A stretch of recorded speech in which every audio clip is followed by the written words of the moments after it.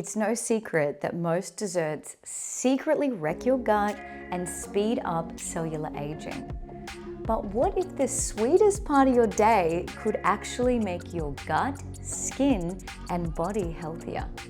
Well, today I'm showing you how to create a super healthy, antioxidant loaded black rice pudding that feeds the good gut bacteria, fights inflammation, and supports glowing skin. It's cheap, comfortable, gluten-free, and dairy-free.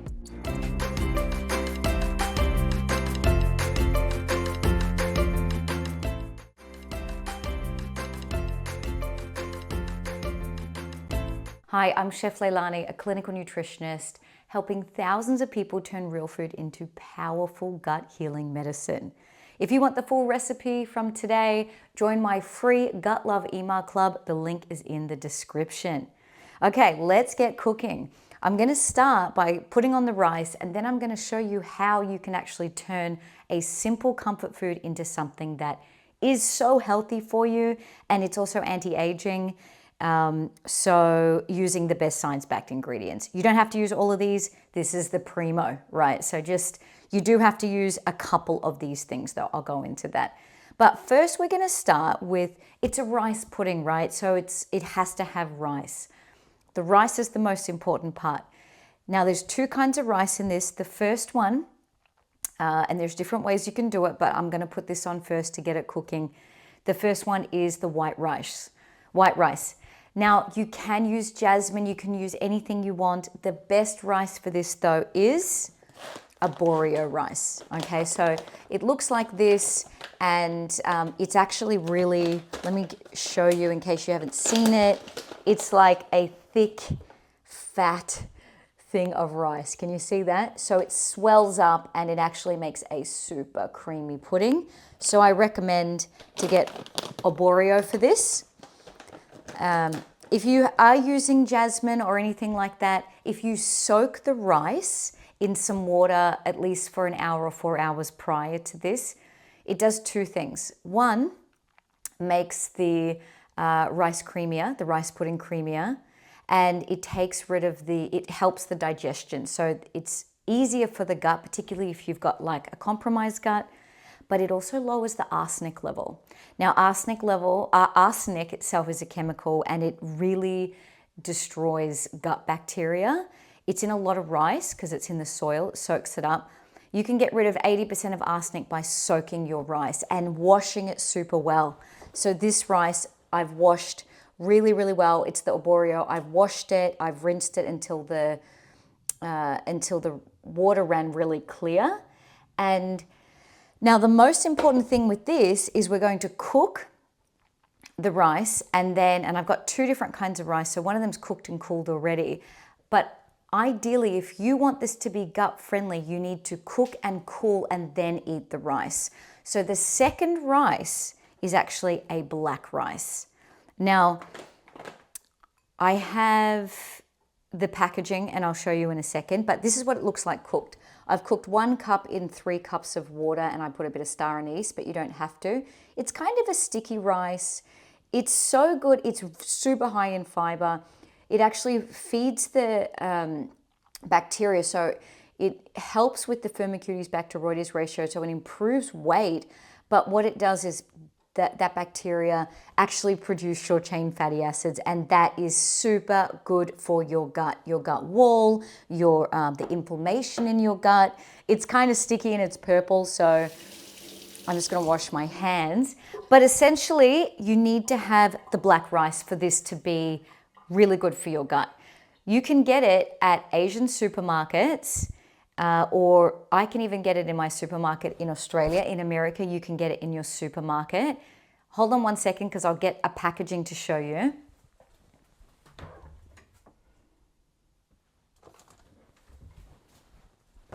This. Now, I don't necessarily recommend this brand or anything, but I actually got the cooked stuff and then I cooked it in water for another 10 minutes to soften it further. Just to see if this would actually work. And I want it to be really soft, and I didn't want the crap that's in this, the chemicals, the vegetable oil. I didn't want that in it. So I wanted to see if it would work. Normally I just buy the stuff. You do need to cook it for 40 minutes. So what I recommend on a Sunday, you cook a ton of this and then you take some out and keep it in the freezer because you're going to add it at the end. Now, if you don't want to add the rice, do them separately, you can do them together. But what you have to do is soak the black rice overnight, yeah? And then, so you'll put that on first and then add the white rice. You could even give it 5 minutes or 10 minutes. But as long as this is soaked overnight, more or less it will cook in about half an hour. But the white rice takes about 20 minutes. So I'm just trying to do it that way. The other thing is if you're really fancy and you like it like that, you can get a jar and layer the white rice, black rice, white rice, black rice. But see the purple color, this has got anthocyanins in it. This is really good mood food. Anthocyanins help with antioxidants. They help feed up all the little good bacteria that help with anti-aging. So that stuff is awesome. And if you can find it in a sushi roll, which in Australia we can get it, buy that sushi roll. I've actually got the How to Eat Out for Good Gut Health cheat sheet on my Gut Love Club. Join it. It's free. I've got loads of cool stuff for you. The links are in the description. And I want to know, has anyone ever cooked with black rice? What do you make with it? I love it. I only use it in a few different dishes, so I'm looking to expand. Let's get cooking again. So I've put this in the pan. I'm going to add liquid and then I'm going to let it cook for 20 minutes. It's kind of that simple. So I'm going to put coconut milk. You can use coconut cream. You don't have to use this brand. This is just the one I have. Now, coconut milk has MCT, lauric acid. So what it does is reduce the overgrowth of harmful bacteria like Candida. And it's also got the type of fat in it that's okay. Don't worry about fat. Fat doesn't make you fat. Actually, sugar does. And I'll put a talk here that you should go and listen to it, hidden sugars that are making you fat. But the fat in this is very easy to break down because it doesn't use bile to break it down if you have gut inflammation. So I do recommend this. It is a dairy-free version. And essentially, I've got 1 cup of rice. I'm going to add 3 cups of liquid. So this is about 400. So I'll top up the rest with water to add that ratio, right? And I'll flick this on. Now, I'll put a little bit more in case, but I'm going to add some orange later. And I've got a lot of ingredients here. You don't have to use them all. We talked about the coconut milk. You could use cream. It's just more, it depends on your thing. The cream makes it a bit thick and this is already really thick. And I find that like coconut milk isn't quite as in your face coconutty because I don't love the coconut flavor, to be honest. I like it, but I don't want it to dominate. So I'm just going to stir that, and that's the thing you need to do. I use something a little bit more durable because I had the heat on. Okay. So I'm just going to bring it to a boil, and it's kind of just going to do its thing. I'm going to stir it from time to time. While that's happening, we on? Yeah. I'm going to talk you through some of the other things that are going on here. So we've covered the rice. Now, I want to just mention, I'll just add a bit of salt. I'm not going to add sugar now, and I'll tell you why in a second, but I do add a little bit of salt. Now, for this to be gut healthy, it's a rice pudding, and my grandmother actually makes this a lot. She's from Finland. She used to. But I want to know, have you made rice pudding? And if so, who taught you? Where does it come from? Because I'm in Australia and we don't have, rice pudding is not really a thing here. I was just in Turkey and they do have rice pudding. Some countries do it, some countries don't. But it's so good for you. You can, when you make it yourself, you can add your own ingredients so it's not crazy sweet, but it's got all the good stuff in it. And I make a big batch of this on, say, a Sunday. Or even on whatever day, and just portion it out for like 2 or 3 meals. I even lighten up on the sugar and make it as a porridge for breakfast for my son and me, of course.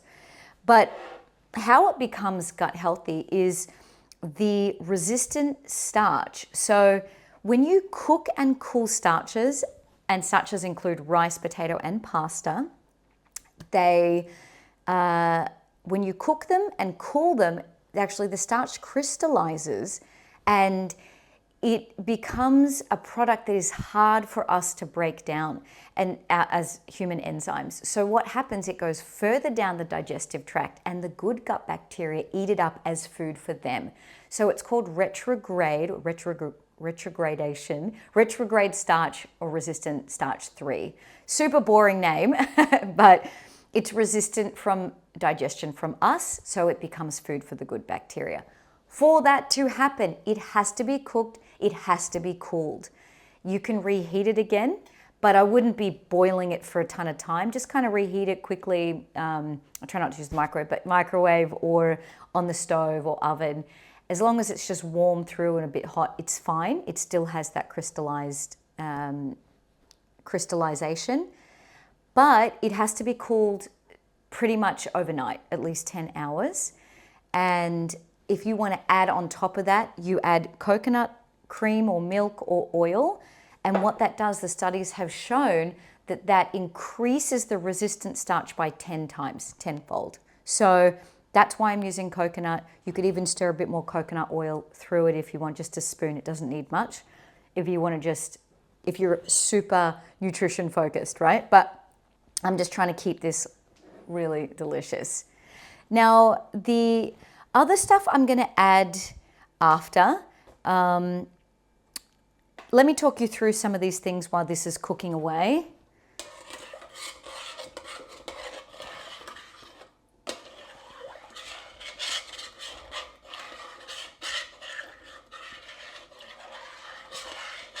What I'm going to do once the rice is cooked, I am going to stir through at the very end my cooked black rice. This will make it a bit purple, so you can, it's up to you if you want to layer it or mix it through. I'm fine with that. Then I'm going to add the honey towards the end.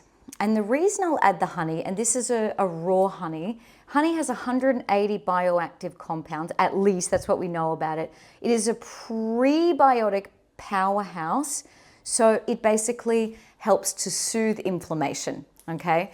Now it's a raw honey, so it's got the enzymes with it too. So that's why I'm going to add it at the end, because if I cook it, the enzymes will kind of, they break down, and the enzymes help to digest the carbs, to kill the bad bugs, and also to soothe the gut.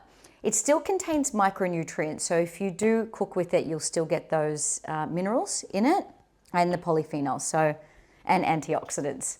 So there's a lot of good stuff about honey. That's why I choose a good quality honey. I'm going to add orange, and I'll add the zest because I can, because all of these spices and flavorings not only make it taste great, but it adds different, it feeds up different bacteria. And the interesting thing about gut health is there is not just one thing for gut health. It's like people just want to know what's the best thing you can eat. The best thing you can do for gut health is have a diverse diet. A diverse diet equals diversity in the microbiome, the gut microbiome, and you can learn all about it. I'll put my essentials talk here for you to go and understand why it's crucial to all over health.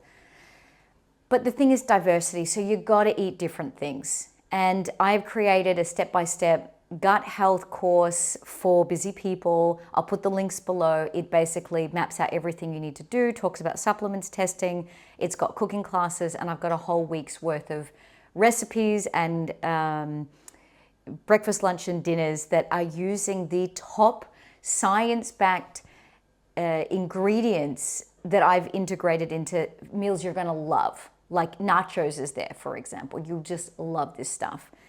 And so go and check that out because it is super helpful. But yeah, back to that. I'm going to add this at the end, the juice and probably the rind, just because it's gorgeous. It smells orange season. It smells fresh. It adds a new complexity. I'm going to add chia, just a spoon of it. Let me just check on her at the moment. It always takes a minute to heat up. And as you're going along, you can add more liquid if you want. So that 1-to-3 ratio is a general guide. Some people like it a bit thicker. I'll turn it off, let it sit for 5 minutes, and then I'll add this stuff and it'll actually thicken even more.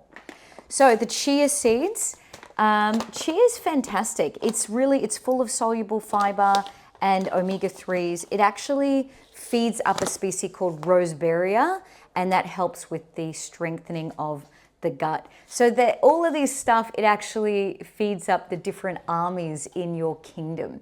And I talk about microbiome being, like the gut microbiome being like the wall, the castle wall to your kingdom. And so you want the castle wall strong, and you want the army, which is your microbiome, bacteria, but also your immune system, because they work together. You want them strong and defending your castle. So by eating these foods, and even things like, say I've got berries here, these different berries have different components in it, pectin, polyphenols. They feed up, say, things like akkermansia, which is associated with lowering leaky gut, because it helps the mucus layer of the gut lining. It helps it to become mucousy, which is really good for the gut, actually. It's nice and strong. Even though it doesn't sound like it, it's actually a really good thing. But I'm going to add this on top. You could add anything you want, really, on top. Any berry, any kind of, say, pomegranate seeds would be awesome. They convert eligotarians to erythritol A, yeah, which is an anti-aging component, and it also helps lower prostate cancer. So I'm a bit on that bandwagon at the moment with pomegranate. But berries are awesome. So add berries. I've got some coconut flakes here. I don't love the texture, but I think they look beautiful. Nuts are awesome, particularly like having that crunch. Brazil nuts, I try to have regularly, because Brazil has selenium, very high levels of selenium in them, which is so difficult to get in our diet, and it's essential for thyroid health. So thyroid is the master metabolism, as I'm sure you know, and I've got a whole talk on the gut-thyroid connection. I'll put it here, and I've also got some other, subscribe to my channel if you can, because then I have, every week I release different cooking classes on different topics that are all related to the gut. So I have an ultimate gut and thyroid meal, which is also immune boosting, and it's so good. You can batch cook it. I often batch cook stuff.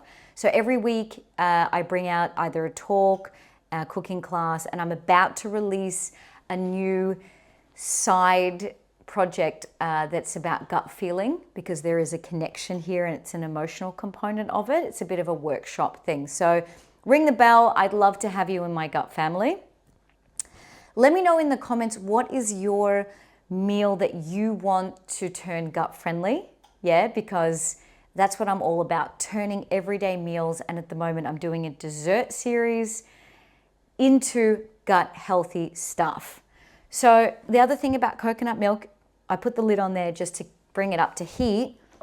Coconut cream, coconut milk, is you do not want to heat it too much, because it will split and make a huge mess in your kitchen. And I've done it too many times that I'm now scared. So I have a sense, I speak with the coconut milk when I feel like it's about to explode. So what else? I'm going to add the collagen. This is, you don't have to go this brand, but this is, I don't know if you can see it there. Yep, collagen. Now, the reason I like collagen is it actually helps repair the gut lining. So I try to add a good supplement. In my course, I go into supplements, but always check with your health professional before adding supplements. But this is a good one. It's generally safe for most people. With collagen, though, you want to try to get the best thing possible. So 100% grass-fed or wild caught if you're going fish. And organic's a bit of a hard label with this one, but organic's probably going to be better than just the standard. But spend the extra money on your collagen. Yeah. Give it a little mix. It was a bit scrapey. Hopefully that wasn't too loud for you. Cinnamon, I do try to add some kind of spice where possible. I love cinnamon. So cinnamon's awesome because it has antimicrobial properties and it just reduces some of the harmful bacteria like E. coli or salmonella. I can add some of that now just because some of those properties intensify while cooking, and I'll add a little bit more later because I am crazy about cinnamon. You can see it getting a nice little boil. You want to keep it on a pretty good simmer, not a rolling boil, and you want to stir it every so often, particularly with arborio rice. So what else? We've covered that. This is optional at the end, a yogurt. This is a coconut yogurt because I'm keeping it dairy-free. I do a whole talk on that in the hidden, I have to think about, I think it's hidden sugars on yogurt, but you want it to have the live enzymes. I just put a spoon on that. It's totally optional. So I'm going to finish cooking up here and then I'll come back to throw it all together, plate it up in a couple of minutes. Okay, welcome back. It's been cooking for 20 minutes. If you have a look over here, you can see it's thick. I had a taste. The rice is nice and soft and it's kind of puddingy. You could cook it even a little bit longer if you wanted to, but I'm quite happy with how it is. It depends if you want it really soft or just a little bit with, because the rice will actually break down the longer you cook it. So I'm gonna add some other stuff now. One, I'm gonna add my black rice now to it. Cooked black rice, remember? So if you recall before, the options are, I've cooked a big batch of black rice and I put it in my freezer. And then this is, I've just added it to it. Or you can soak the black rice and then cook them at the same time. So it'll need a little bit more time. Now this will thicken a little bit and you can add more coconut milk if you want. Right now I won't, but that's always an option depending on how you like it. Now I'll also add some chia. Not too much. Okay, it's a little tricky thing. I'm turning the power off, so it's not going to cook, it's just going to warm and heat through.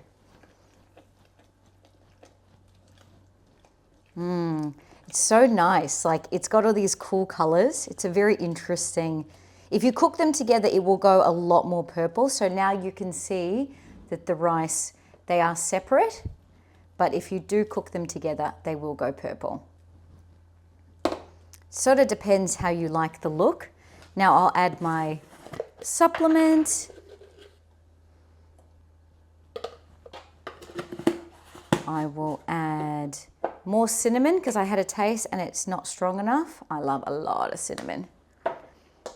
My my orange. And let me do the zest. I just think zesting is something that people don't do, and it's so cheap to add a lot of flavor, particularly with lemon. Any of the citrus, incredible. Get yourself you can do it with a grater actually, but just a teaspoon makes such a big difference. And if you were here, the other thing with this, you don't want to get into the white part, you want to keep on the outside. So give it a good wash. And then I will add the juice of this to it, which will bring a little bit of sweetness and also a bit of freshness. You don't have to use orange. This is more optional. I just really like it. It's also got vitamin C in it, so it's just adding a bit of nutrients. And then so normally I would just keep this. I could serve a little bit now, or I would just have it made for the week because my son's always like, when are we having dessert?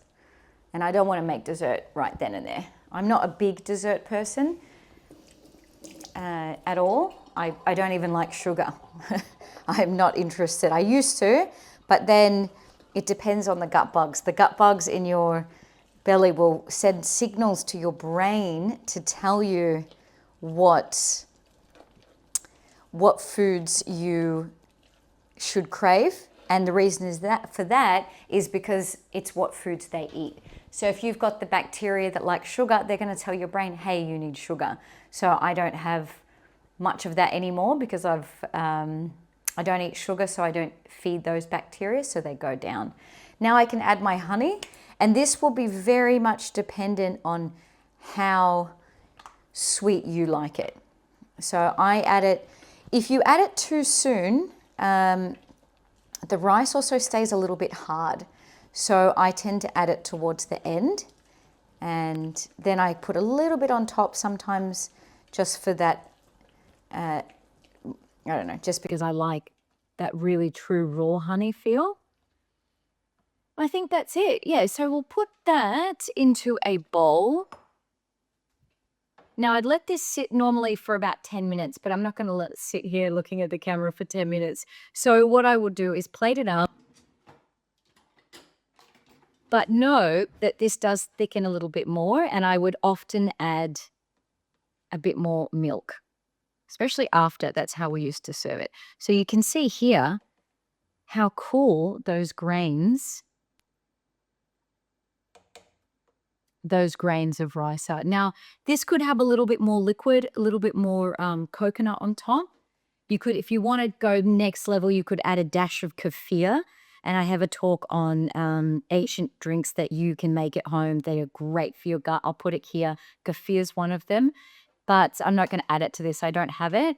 So instead, I'm going to add my berries on top. Like I said before, something crunchy is always really awesome. Just adds to a different level of elevation. Coconut. You don't have to add this. I just love cinnamon, so I'm going to add just a little bit more cinnamon. And because I have it, a spoon of yogurt. It actually has 2 spoons, but that's all right. All right, and we got it. Here is my gut healthy dessert that's anti-aging and is good for you and your family. I hope you try it at home. Let me know in the comments what you think. And until next time, love your guts. Bye.